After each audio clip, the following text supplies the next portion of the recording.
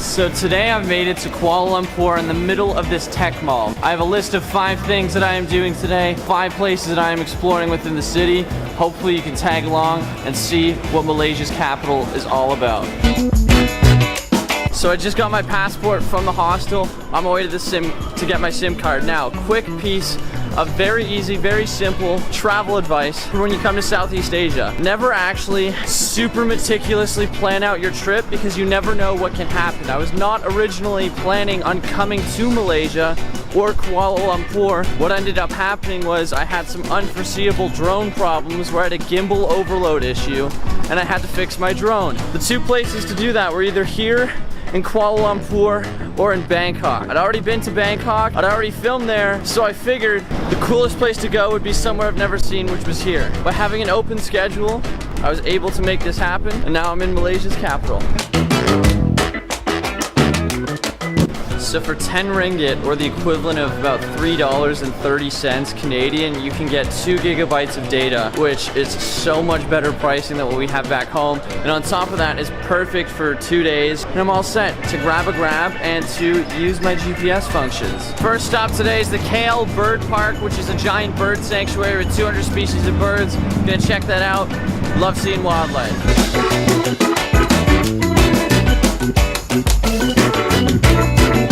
So I just entered the KL Bird Park, which happens to be the largest free walking aviary in the world. Costs about $20 to get in, and the grab from where I was in Bukit Bintang was about $3 to get here. So not too expensive. And I'll probably spend the next hour and a half just walking through, exploring, photographing and videographing these birds and these animals.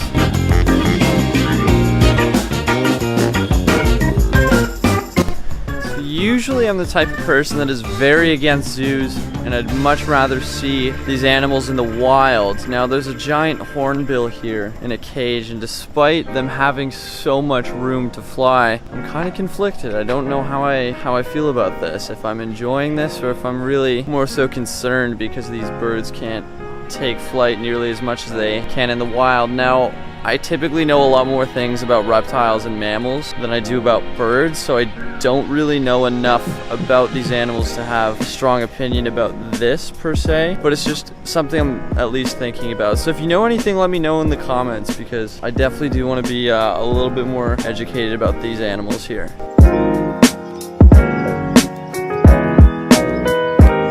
So I'm about to head to the KL Tower as my next destination, leaving the aviary and the bird park here. Overall, would I recommend this to somebody? I don't know.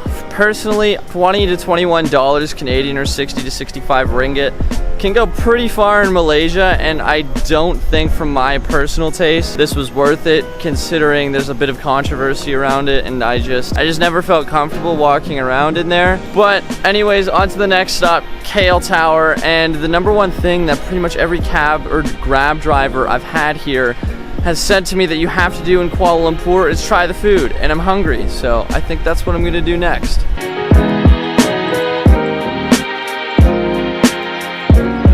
So the KL Tower is awfully similar to the CN Tower in Toronto, which I've seen many times in terms of architecture and what it looks like. And I'm about to head up right up to the very top. And what I noticed in Chile when I was in Santiago, when you went to the top of Costanera Center, that's when you really got to see how large the city is, how beautiful it is. And I'll show you how modern Malaysia and Kuala Lumpur is, because it's quite a fascinating city to look at, and it should be even better from up top. Whatever city you travel to, always go to its highest point. Kuala Lumpur is beautiful.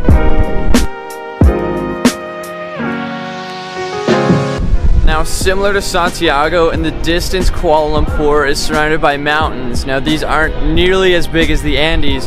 What they end up doing is trapping in all the pollution of all the vehicles and just all the congestion of the city, and creates this haze, which is really nice for photography, but not so nice for our atmosphere. And it's, regardless, the backdrop here, the views, the Kuala Lumpur life is pretty rad.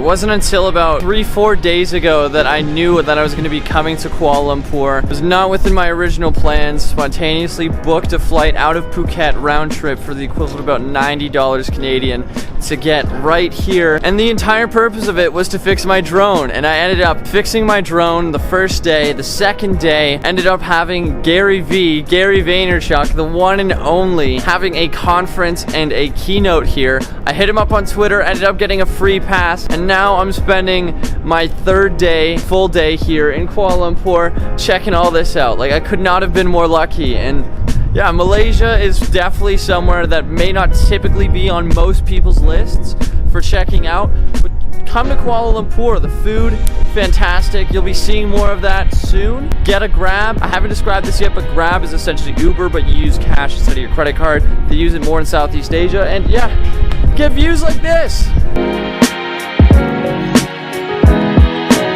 So my last Grab to get here to Merdeka only costed about 7 ringgit, which is about $2 Canadian, so about maybe $2.30 Canadian. Absolutely nothing. I'm paying pennies to get to all these crazy locations.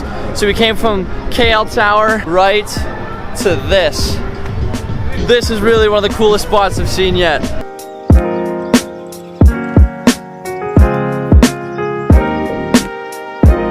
So Merdeka is the third stop on today's tour of Kuala Lumpur. Incredible spot. If you're coming here to KL, I cannot recommend at least checking out this area enough. I haven't gone in anywhere. I've just explored and kind of roamed around. Got a wicked hyperlapse that I'm super stoked on. And the next spot that I'm gonna go to is the Petronas Towers as sunset is just happening. So let's get some wicked photos, wicked shots, and maybe some more hyperlapses. So right behind me is one of Southeast Asia's most famous buildings, the Petronas buildings.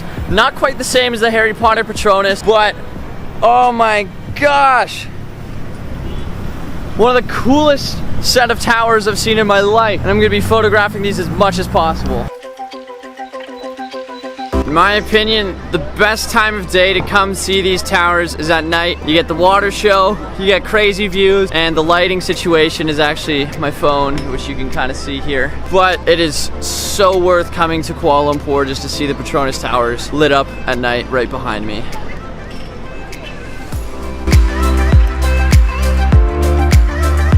I've spent the last hour or so photographing the Petronas Twin Tower buildings, and they're just remarkable. Got some long exposure, slightly long exposure, about 2 seconds. Photography done. Really happy with how they turned out. Incredible thing to do for the 4th thing on my list today. Now the 5th thing, the last thing that I'm doing, and I'm really glad I saved it for the night, is to visit Bukit Bintang, which is exactly where my hostel is. Check out the markets, check out the food, and go explore and go eat, because some of the best street food in all of Malaysia is out there. So I'll see you soon, right when I arrive.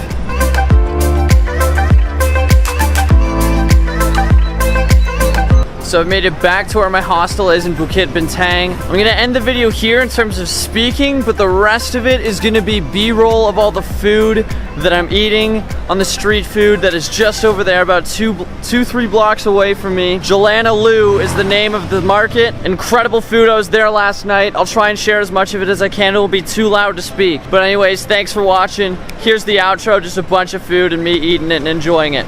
Peace.